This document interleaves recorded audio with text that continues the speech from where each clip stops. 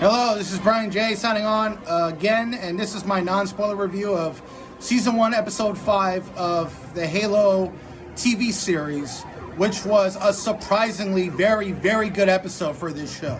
Very good. There was a lot of progression in the story. There was action, there was shooting, there was actual shooting and action sequences in a Halo series. Like, the problem with episodes 2, 3, and 4 was that there wasn't a lot of action. And the Halo video games are full of action. There's a lot of shooting, a lot of explosions, a lot of multiplayer.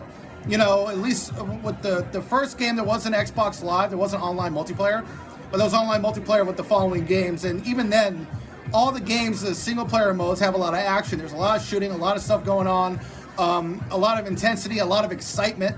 And this episode had a lot of build up to the action, but the last 12 minutes of the episode was the best part of the entire show. There was action.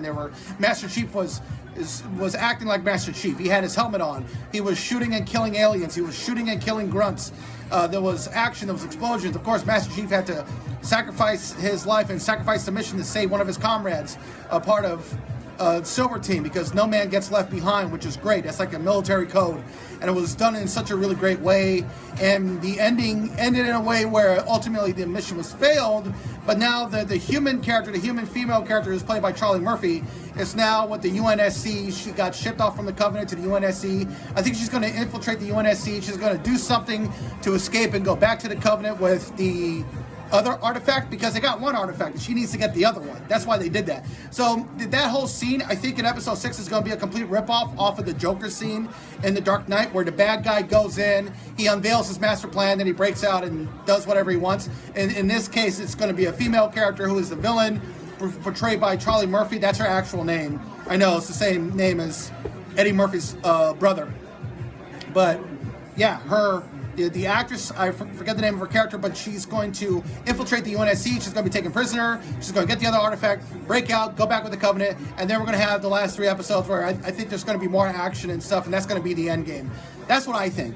But, so I guess that is a spoiler. So I guess this is kind of a spoiler episode. I did spoil the last 12 minutes of the episode.